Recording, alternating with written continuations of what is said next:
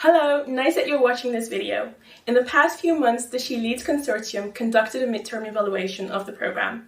Maybe you've been part of this process as a member of one of the country and regional networks of She Leads.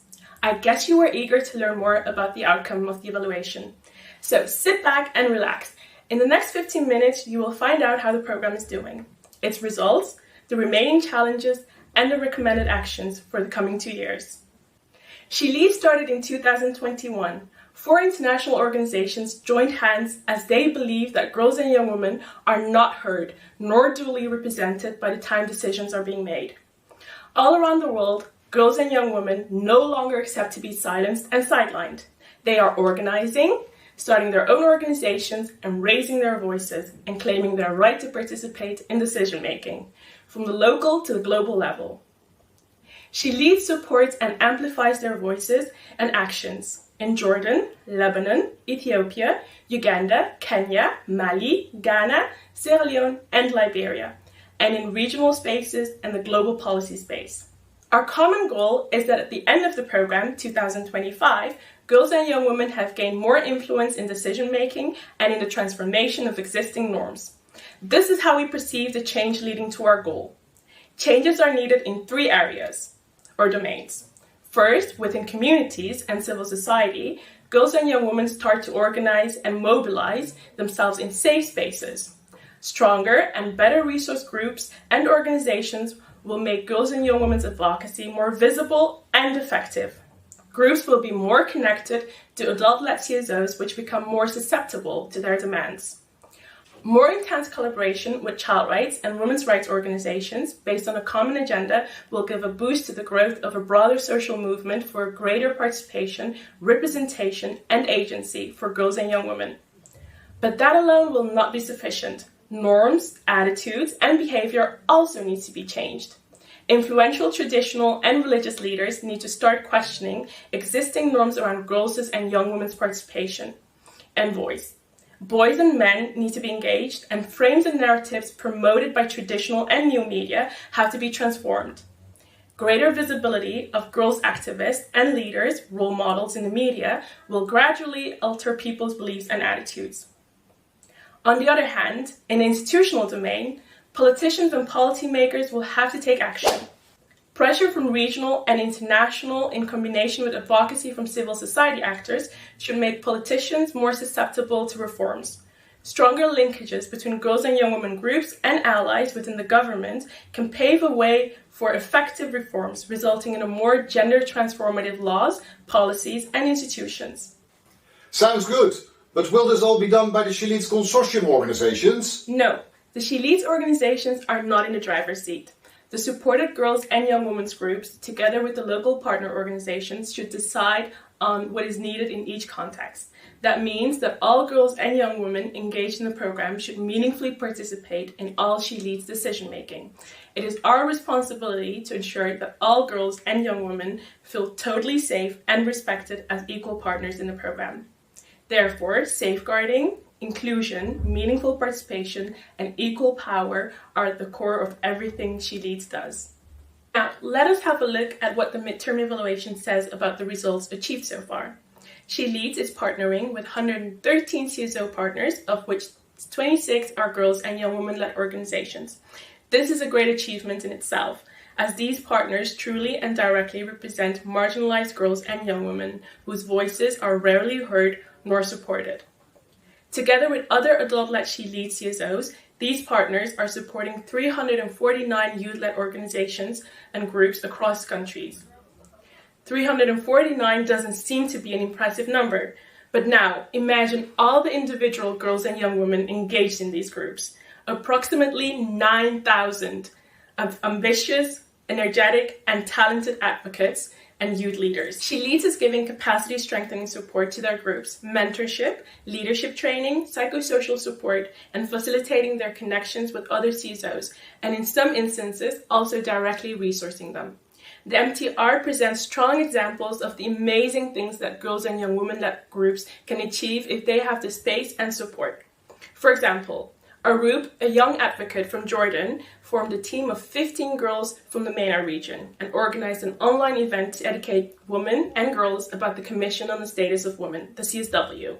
The event was a great success, with over 100 participants, most of whom were girls and young women sharing their CSW recommendations via social media.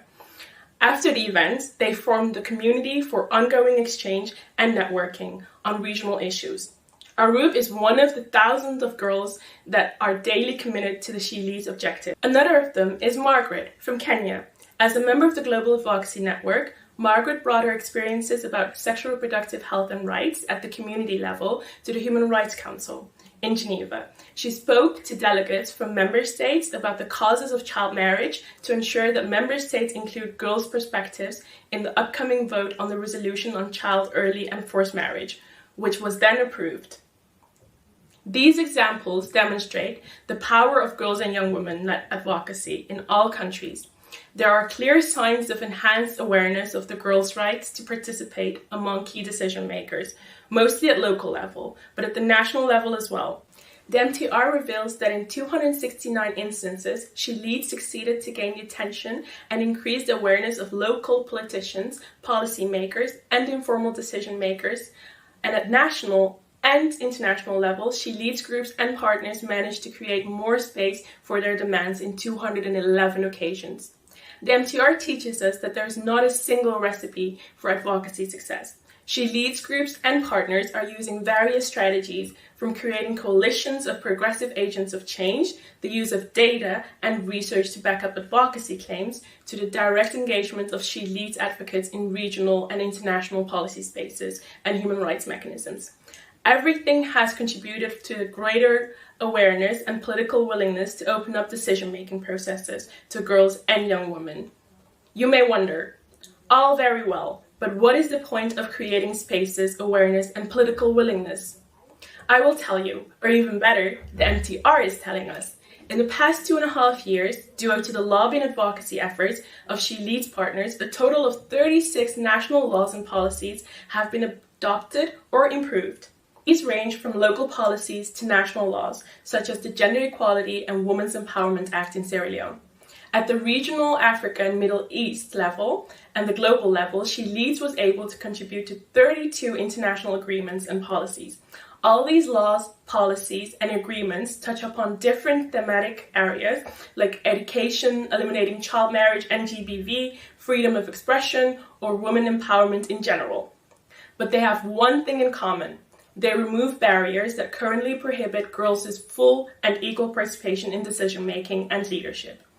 But laws and policies, and the lack of them, are not the only bottleneck. Greater girls' participation and leadership is often unthinkable, as prevailing social norms prescribe girls to be silent and submissive. Therefore, girls and young women-led groups and partners target local influential leaders, persuading them to adopt more gender-equal bylaws. And the MTR shows that 177 gender-equal bylaws were approved. Moreover, through their advocacy in social and traditional media, girls and young women's groups and partners are challenging discriminatory norms in the public debate. Overall, the evaluation indicates that She Leads has already achieved some impressive results. That is something which we can all be proud of. But just like any other program, there is also room for improvement. Let's have a look at the less successful parts of our program and the remaining challenges. First, some words about what is working less well. There is a need to critically review the quality of the She Leads support to the 349 girls and young women-led groups engaged in the program. What do they still need in order to sustain their organizations beyond the She Leads period? It is definitely not only about their capacity for advocacy. Equally important are basic organizational skills and capacities to create an appropriate structure, to have mechanisms for a change of leadership, to be able to attract and retain members, and to mobilize resources. A more coherent approach is needed to support the organizational development of the groups. But She Leads shouldn't stop here. We are committed to contribute to the development of a social movement for and by girls and young women, connecting individual She Leads groups with other progressive actors and networks on a common inspiring agenda. Though some She Leads country networks are already making progress in this area, we need to intensify and improve our interventions. This is closely linked to the third area in which She Leads should review its strategy and actions, our media engagements. In challenging discriminatory social norms in which strong social movements are playing a key role, effectively engaging and influencing the media will be pivotal. She Leads organizations have a huge experience in how to do this, but what is lacking still is a more coherent and tested approach. Many of current activities implemented are too scattered and ad hoc, and that is a pity because we could achieve more impact. Finally, about the things that need improvement. Let's keep searching for more and a better alignment between advocacy happening at local and national levels and the She Leads interventions targeting regional and international policy actors. We need to address these weaknesses while recognizing that in many She Leads countries, the context has changed dramatically. Conflict and fragility have altered the political landscape in Mali, Lebanon, and Ethiopia. The brutal conflict between Israel and Hamas has changed the political context in the Middle East. Civic space and civic freedoms are under attack everywhere, and we are witnessing a severe economic crisis threatening the livelihood of millions of girls and young women. So, any programmatic adjustment should consider the changed context in which She Leads is being implemented. And finally, let's remain faithful to our core principles: meaningful and safe participation and inclusion of girls and young women, and equal partnership between all organizations involved. Research conducted by the Global Girls and Young Women Board shows that 1/3 of the girls and young women engaged in She Leads feel actively involved in decision-making. Most of them value the relationship with their She Leads partner. But the research also indicates that She Leads still needs to make strides to fully include the voices of our girls and young women partners, especially in meetings and decisions taken at network level. At the same time, the global consortium members need to remain critical about their own role and relationship with their partners. Decision-making power are still too heavily concentrated in consortium organizations, which leaves too little room for local partners to co-decide on matters related to budgets, strategic priorities, and accountability. We can be proud of what we've achieved so far. But considering the goals we have set ourselves, we also know that we can still and should do more. We still have 2 years to ensure that all these amazing groups led by girls and young women have the skills, members, resources, and networks that they need to carry on their influencing work. All networks will reflect on their MTR findings and act on it. At the overall consortium level, we have come up with 12 recommendations. These can be roughly divided into 3 areas.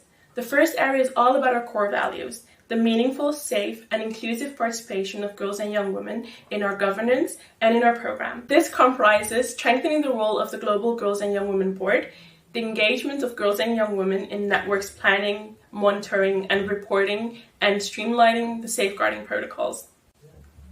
The second area where we need to improve further has to do with the program strategies. Let's see how we can adapt our strategies to changing contexts, such as the conflict in Mali, Ethiopia, and Lebanon. In the same vein, explore how to adapt She Leads activities to the economic crisis and the rising cost of living. This area also touches upon a crucial She Leads ambition: the support we give to girls and young women groups, the building of a social movement, the use of media to promote norms change, and the way we connect our local, national, and international advocacy efforts. And last but not least, we feel that from the level of the global consortium, we need to invest more in the creation, exchange, and sharing of knowledge between all She Leads networks, organizations, and groups, particularly on the issues I just mentioned. By analyzing and reflecting together on our current actions, their strong and weak points, we will be able to collectively generate the knowledge needed for our successes. At the same time, let's also align our communication strategies so that as a consortium, we can be a strong, powerful, and visible force for girls and young women. Dear friends, let us roll up our sleeves and join forces. Together, we can realize the full potential of all the girls and young women united by She Leads.